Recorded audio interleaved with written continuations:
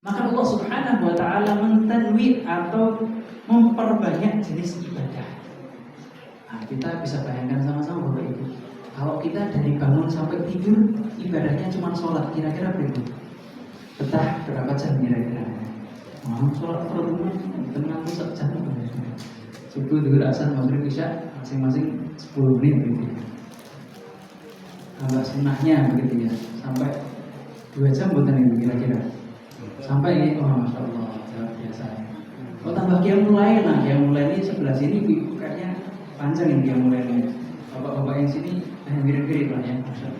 Ya, kalaupun ditambah qiyamul lail paling kita kuat berapa hari ya? 3 jam paling. Nah, tapi kemudian dengan hikmah Allah Subhanahu wa taala di sana ada ibadah lain, bukan zikir pagi, zikir petang, ada ibadah lain ya. Berupa memperbanyak sholawat. Seperti kita di hari Jumat, ada ibadah lain berupa membagi atau memberi makan orang membutuhkan, bertakziah, menuntut ilmu. Ada ibadah yang lainnya yang itu jenisnya bermacam-macam. Hal ini hikmah Allah Subhanahu wa taala memperbanyak jenis ibadah agar kita selalu bersemangat dalam menunaikan ibadah-ibadah tersebut. Ya, tadi kita bisa bayangkan kalau satu hari pun ibadahnya sama. Sebagaimana yang insya Allah kita akan temui dalam beberapa hari yang akan datang. Kalau mungkin kita sekarang di tanggal 23 Dzulqa'dah, maka kurang lebih 1 pekan lagi kita akan bertemu dengan Dzulhijjah. Dan di bulan Dzulhijjah banyak sekali amal saleh yang bisa kita laksanakan dan keutamaannya juga sangat luar biasa. Ya. Liyashhadu manafi'a lahum wa yadhkuru ismallahi fi ayyamin ma'lumatin 'ala ma razaqahum min bahimatil an'am. Fakulu minha wa at'imul ba'isal faqir. Firman Allah Subhanahu wa taala salah satunya yang menunjukkan keutamaan bulan Dzulhijjah. Liyashhadu manafi'a lahum wa yadhkuru ismallahi, yaitu untuk kita bersama-sama menyaksikan kebesaran tanda-tanda kekuasaan Allah Subhanahu wa taala, serta akan kita memperbanyak berzikir di bulan Dzulhijjah.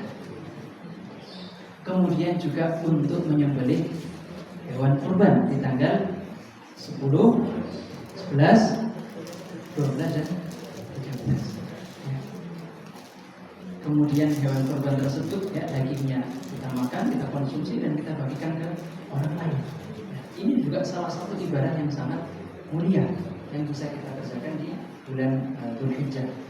Di antaranya juga yang menunjukkan tentang keutamaan bulan Dzulhijjah adalah firman Allah dalam surat Al-Fajr ayat kedua. Wal fajr wa layalin 'ashr. Demi waktu fajar dan demi 10 malam. Para ulama mufassirin menjelaskan bahwa 10 malam yang dimaksud oleh Allah di dalam ayat kedua surat Al-Fajr ini adalah 10 hari pertama dari bulan Dzulhijjah. Yang kemudian para ulama itu agak kerepotan menyimpulkannya, Bapak Ibu. Mana yang lebih utama antara 10 hari terakhir bulan Ramadan atau 10 hari pertama hari bulan Dzulhijjah? Itu sampai ada perbedaan. Sampai harus kemudian disimpulkan bersama-sama. Ya, di antara kesimpulan yang kemudian diambil oleh para ulama adalah kalau malam harinya itu lebih mulia 10 malam terakhir dari bulan Ramadan. Tapi kalau siang harinya lebih utama 10 hari pertama dari bulan Dzulhijjah. Ini yang mungkin masih jarang atau sedikit kita dengar. Jadi 10 hari pertama bulan Dzulhijjah itu saingannya 10 hari terakhir dari bulan Ramadan. Jadi saingan gitu.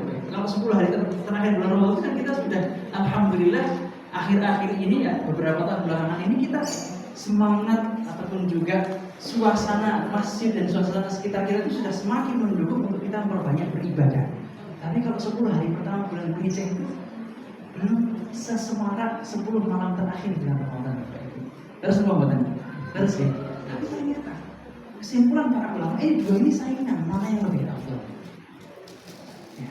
Bahkan di dalam sebuah hadis Rasulullah menyebutkan hari yang paling baik dari sepanjang tahun adalah hari 10 Dzulhijjah, tempat ketika kalian menyembelih binatang kurban.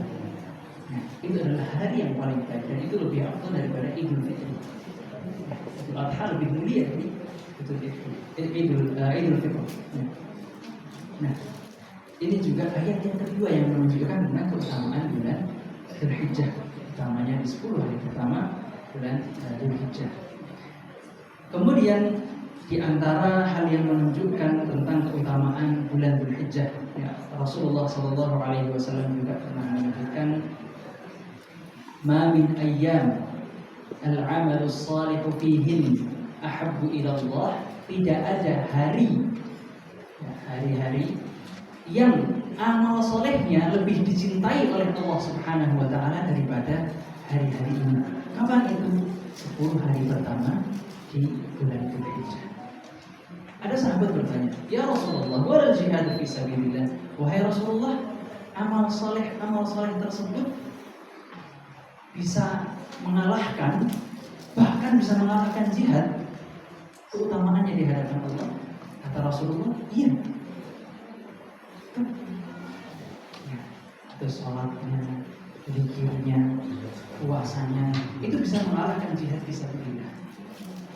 Kecuali kata Rasulullah, ada orang berjihad di jalan Allah Subhanahu Wa Taala di medan perang, keluar dengan diri dan hartanya, dan tidak ada yang pulang.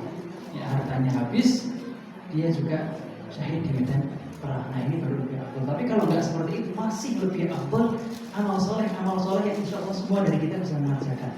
Ya, sholat fardunya, sholat sunnahnya, sedekahnya, dan lain sebagainya.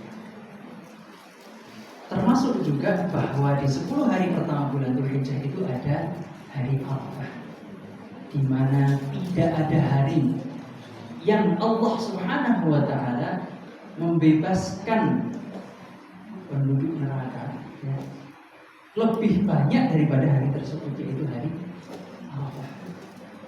Makanya ketika di hari Arafah kita dianjurkan yang menunaikan ibadah haji itu sedang wukuf. Wukuf itu rukun utama haji. Intinya haji itu Arafah. Terus Bapak Ibu, bagi yang sudah tidak haji, ya pasti mengetahui bagaimana suasana padang Arafah. Jadi di padang Arafah itu, kalau selain wukuf di Arafah, orang-orang yang sakit ya sudah tetap dirawat di rumah sakit. Orang yang sudah menaikkan niat haji kemudian sakit dirawat di rumah sakit. Tapi kalau pas waktu wukuf di Arafah, itu bahkan yang sakit pun dibawa ke Arafah, Bapak Ibu. Jadi nanti ambulan itu banyak sekali di sana. Bawa orang sakit dari rumah sakit itu dibawa.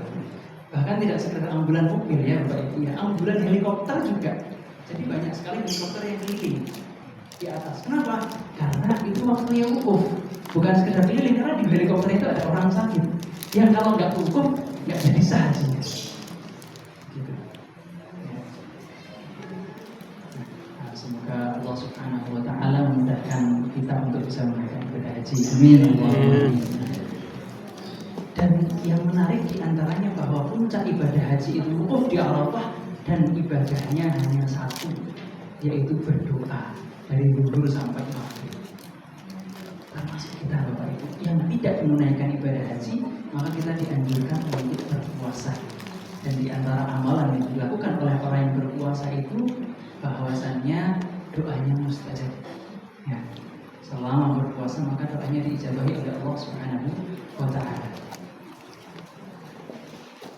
Bapak Ibu yang dirahmati oleh Allah, di antara yang juga kemudian menunjukkan keutamaan bulan Dzulhijjah adalah ya, kita singgung, yaitu adanya Idul Adha sebagai hari paling mulia dari 300 sekian hari yang ada di dalam satu tahun. Ya, itu adalah hari yang paling mulia. Maka kemudian setelah kita mengetahui bahwasannya Allah Subhanahu Wa Taala menyebutkan Dzulhijjah sebagai bulan yang suci, 10 hari pertama sebagai hari-hari yang sangat mulia, dan lain sebagainya, maka apa ibadah yang kita laksanakan?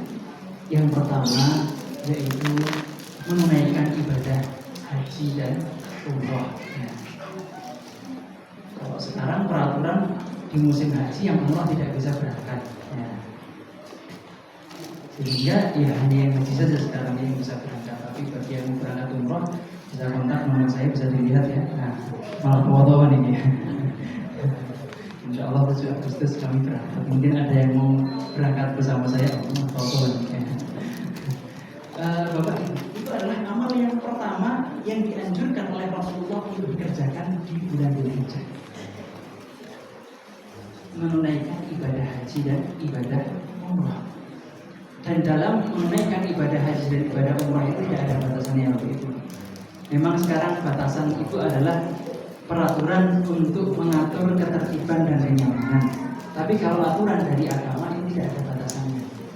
Sehingga bagi siapapun yang bisa rutin tidak haji, rutin tidak umrah, bismillah, mari kita perbanyak. Kenapa? Karena ibadah haji dan ibadah umrah itu yang dia dilfaqra wa dhunuba kama yang tilkiru khabatar hadid wa dhahab wal fiddah. Yang namanya merutinkan, ya, semoga Allah mampukan kita. Merutinkan ibadah haji dan ibadah umrah itu bisa menjadi sarana penghapus dosa yang cukup efektif. Antara satu ibadah umrah dengan umrah berikutnya, ibadah haji dengan ibadah haji berikutnya, itu merupakan sarana penghapusan dosa. Dan ternyata Rasulullah menyebutkan dalam hadis ini yanfiyadil faqr. Yang pertama justru menghilangkan kefakiran. Ini yang mungkin menarik nih Bapak Ibu. Kalau kita tidak haji, tidak umrah, kita dapat uang atau mengeluarkan uang? Keluaran uang. Banyak atau sedikit? Banyak nih Bapak Ibu. Banyak. Tidak sedikit. Tapi janji dari Rasulullah, tindak haji, tindak umrah itu yang pertama yanfiyadil faqr, menghilangkan kefakiran. Jadi tidak ada ceritanya orang tindak umrah, tindak haji dengan niat yang benar, cara yang benar, ikhlas lillahi ta'ala, kemudian jatuh miskin, bukan itu insya Allah. Kemudian jadi meminta-minta, insya Allah nggak ada. Ini janji dari Rasulullah SAW. Menunaikan ibadah haji, menunaikan ibadah umrah yang pertama menghilangkan kefakiran. Maka bisa jadi kemudian Allah ganti nominal yang keluar dengan nominal yang sama atau bahkan lebih. Atau bisa jadi Allah ganti dengan jenis yang lebih baik. Apa itu? Cara beribadah. Biasanya sholat ngantuk-ngantuk, begitu tiba-tiba pulang kurang, masya Allah ya. Ngantuk juga, tapi berkurang begitu ya. Atau tiba-tiba Allah Subhanahu Wa Taala karuniakan pasangan kita tampak lebih soleh atau lebih solihah dari sebelumnya. Atau anak kita lebih soleh dari sebelumnya. Atau kemudian Allah beri kelapangan hati, mudah memaafkan orang lain. Ini rezeki yang seringkali kita tidak merasakan. Yang bisa jadi nilainya lebih besar dari nominal uang yang kita keluarkan, kita belanjakan untuk berangkat haji atau berangkat umrah. Sehingga jaminan dari Rasulullah SAW, orang yang berangkat haji berangkat umrah tidak mungkin ya akan fakir, tidak akan pernah mungkin. Atau bisa jadi Allah ganti dengan nilai-nilai yang lain yang lebih berharga dari hal itu semua. Kemudian amal yang kedua yang bisa kita kerjakan Bapak Ibu selain ibadah haji dan ibadah umrah, yaitu menjaga sholat fardu. Lihatkan bahwasannya Allah bersabda, Allah berfirman, "Wa ma taqarraba ilayya 'abdi bi syai'in ahabba ilayya mimma aftaradtuhu 'alaihi." Dan Allah itu telah berikrar bahwasannya, istilah kita mungkin kita kenal ada ini jalan utama Solo Semarang sini ya. Ada jalan tol kalau mau ke Semarang lebih cepat.